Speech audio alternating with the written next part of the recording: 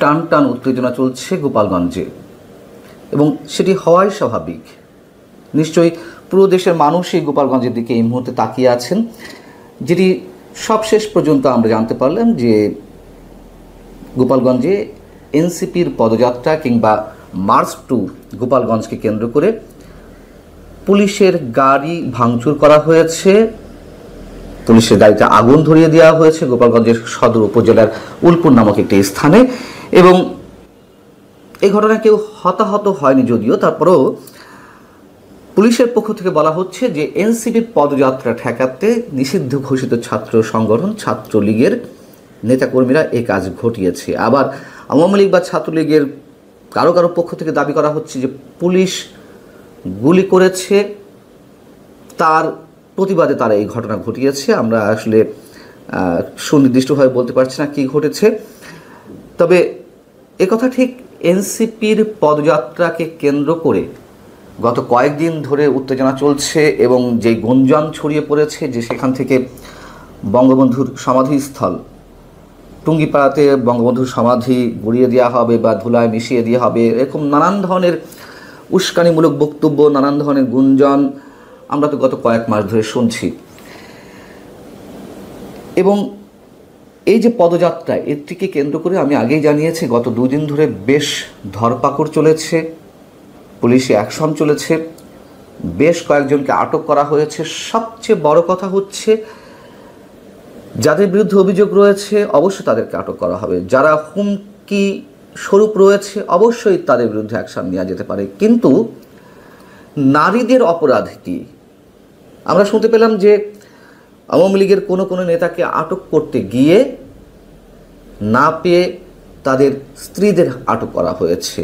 যেমন গোপালগঞ্জের জেলা আওয়ামী লীগের সাধারণ সম্পাদক শাহাবুদ্দিন আজমের স্ত্রীকে আটক করা হয়েছে। শাহাবুদ্দিন আজম আরও মাসখানেক আগেই আটক হয়েছেন।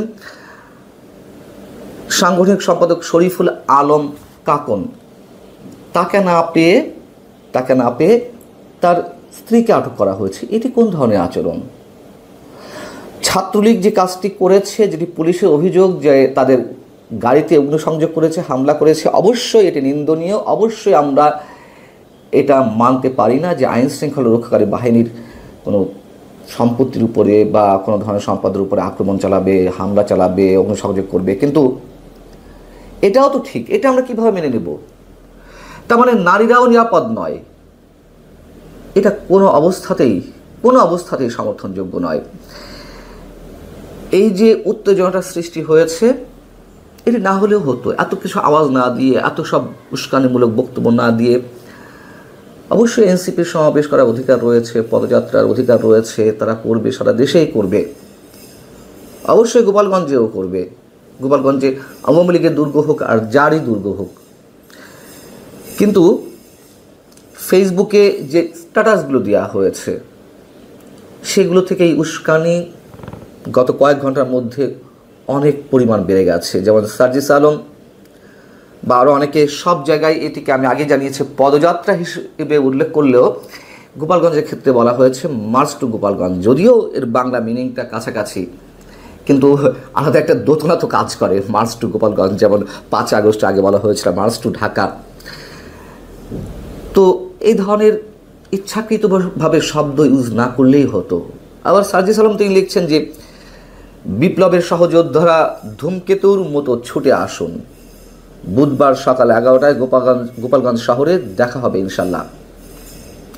একই ধরনের পোস্ট প্রায় কাছাকাছি পোস্ট দিয়েছেন নাহিদ ইসলাম, তাসনিম, যারা এরকম আরও অনেকে পোস্ট দিয়েছেন।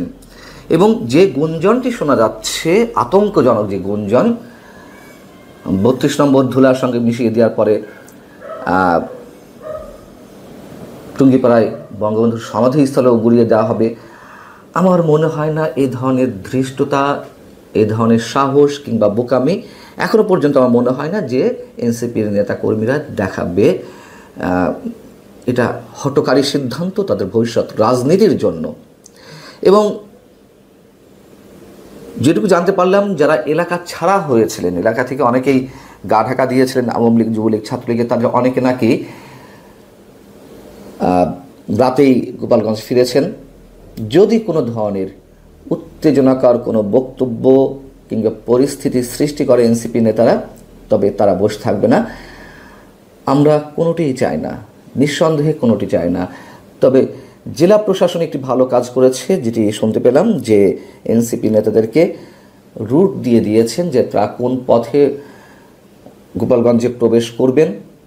গোপালগঞ্জ পৌর মার্কেটের পাশে তাদের সমাবেশ স্থল, সেখানে যে রুট দিয়ে তারা আসবেন সেই রুট দিয়ে তাদেরকে ফিরে যেতে হবে। সম্ভবত সেখান থেকে মাদারীপুরের দিকে যাবে।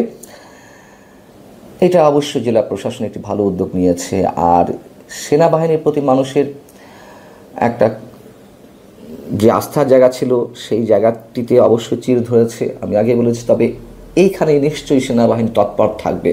অন্তত এখানে আর সেনাবাহিনী কোনো ধরনের তাদের কাজে শৈথিল্য বলি বা যে কোনো কারণে বলি 32 নম্বর গুড়িয়ে দেওয়ার সময় তাদের যে ভূমিকা আমরা দেখেছি, অবশ্যই সেটি গ্রহণযোগ্য নয়। সেটি অন্তত গোপালগঞ্জের ক্ষেত্রে আর পড়বে না, এটি আমাদের প্রত্যাশা।